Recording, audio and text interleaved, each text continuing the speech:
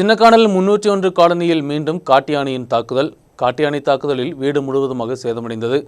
சக்கை கொம்பன் என்று அழைக்கக்கூடிய காட்டியானை தான் வீட்டை சேதப்படுத்தியது. வீட்டில் உள்ளவர்கள் அடிமாலி பகுதிக்கு சென்றதால் பேராபத்து தவிர்க்கப்பட்டது. ഇന്നലെ നിങ്ങൾ ഇവിടുന്ന് മാറിയോണ്ടാണ് വലിയ അപകടം ഉണ്ടാവാതെ രക്ഷപ്പെട്ടത്.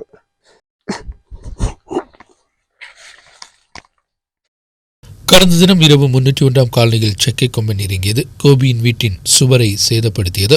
தாக்குதலுக்கு பின்பு பல மணி நேரம் சக்கை கொம்பன் அந்த பகுதியில் நிலை உறுதிப்படுத்தியுள்ளது. தாக்குதல் நடந்தபோது வீட்டில் யாரும் இல்லை. அடிமாலிக்கு சென்றதால் பேராபத்து தவிர்க்கப்பட்டது. നമ്മുടെ ചേച്ചിയുടെ അമ്മയുടെ അനിയത്തിയുടെ ഒരു ചടങ്ങിന് വേണ്ടി പോയതാ, ഒരു ബലിയിടാൻ വേണ്ടി പോയതാ.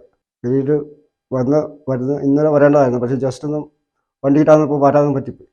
എന്നിട്ട് രാവിലെ പറയാൻ വേണ്ടി വന്നതാ. ഇന്നലെ ഞങ്ങളുണ്ടായിരുന്നെങ്കിൽ നോക്കണ്ട, ആൾക്കാരൊന്നും കാണുകയല്ലേ ഇവിടെ, അതേപോലെ ശല്യമല്ലേ. നമുക്കൊരു ദിവസം ഒരു മണിക്കൂർ പോലും മാറാൻ പറ്റാത്ത അവസ്ഥയാണ്.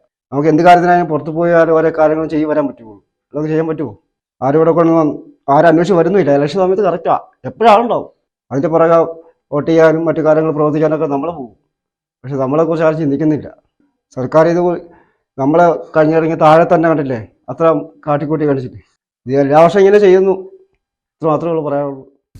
சில நாட்களாகவே சக்கை கொம்பன் சின்னக்கானல் மக்கள் வசிக்கும் பகுதியில் இறங்குவது தொடர்கதையாக மாறி வருகிறது. கடந்த தினம் பண்ணையாறில் ரேஷன் கடையை சேதப்படுத்தியது. தேவிகுளத்திலும் ரேஷன் கடைக்கு நேராக காட்டியானையின் தாக்குதல் ஏற்பட்டுள்ளது. உணவுப் பொருட்களை வெளியில் எடுத்து சேதப்படுத்தியும் சென்றுள்ளது. 301 காலனியில் காட்டியானை தாக்குதல் தொடரும் போதும் என்ன செய்வதென்று தெரியாத நிலையில்தான் பொதுமக்கள். ഞങ്ങൾക്ക് ഉത്തരവാദിത്തമായിട്ട് ഞങ്ങൾക്ക് സോളാർ ഇട്ട് തരികയും വീടിന് ചുറ്റും സോളാർ ഇട്ട്, വീടിന് ചുറ്റിനല്ല പറമ്പിന് ചുറ്റും സോളാർ ഇട്ട് തരണം. ഞങ്ങളുടെ കൃഷികൾ ഇങ്ങനെ നശിപ്പിക്കുകയാണെങ്കിൽ ഞങ്ങൾ നിരന്തരമായി അധ്വാനിച്ച് 5-6 വർഷത്തെ അധ്വാനങ്ങളാണ് നമ്മുടെ ഒറ്റ ദിവസം കൊണ്ട്, ഒരു രാത്രി അല്ലെങ്കിൽ ഒരു മണിക്കൂറും കൊണ്ട് ഈ ആനകൾ വന്ന് നശിപ്പിക്കുന്നത്.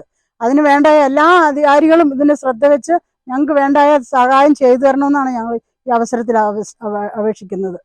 ഇവർക്ക് പുതിയ വീട് വെച്ച് കൊടുക്കാനുള്ള നടപടി എടുക്കണം. ഇനി ഒന്നിനും കൊള്ളയല്ലോ ഈ വീട്, അതുകൊണ്ട് പുതിയ വീട് തന്നെ വെച്ച് കൊടുക്കണം. ഇവിടെ എല്ലാ ഉദ്യോഗസ്ഥന്മാർ വന്നിട്ടുണ്ട്. കലക്ടർ വന്ന് ചുറ്റി കാണിച്ചിട്ടുണ്ട്, SST കമ്മീഷൻ വന്നിട്ടുണ്ട്, MP വന്നിട്ടുണ്ട്, MLA വന്നിട്ടുണ്ട്. അവർക്ക് തന്നെ സത്യമായിട്ട് ഒരു തീരുമാനം എടുക്കാൻ കഴിവില്ലാതെ പോകുന്നു. അപ്പം ഞങ്ങൾ തന്നെ ചെയ്യാനാ, അവരോട് പറയാനും മാത്രമേ ഉള്ളൂ ഞങ്ങൾക്കുള്ള ഇത്. പക്ഷെ അത് ഒരുപാട് ബുദ്ധിമുട്ടുള്ളതുകൊണ്ട് ഒരുപാട് ബുദ്ധിമുട്ട് ഞങ്ങൾ അവരോട് പറയുന്നതുകൊണ്ട് അത് ഞങ്ങൾ കഥ പറയാൻ അവർ മൂളും, അത്രേ ഉള്ളൂ. അതോട് പ്രശ്നം തീർന്നു. வனத்துறை சம்பவ இடத்திற்கு வந்து மேல் நடவடிக்கைகள் ஆரம்பித்தனர். மக்களின் உயிருக்கும் உடைமைக்கும் பாதுகாப்பு கொடுக்க வனத்துறை தேவையான நடவடிக்கை எடுக்க வேண்டும் என்பதுதான் கோரிக்கை. நியூஸ் பீரோ ராஜகுமாரி.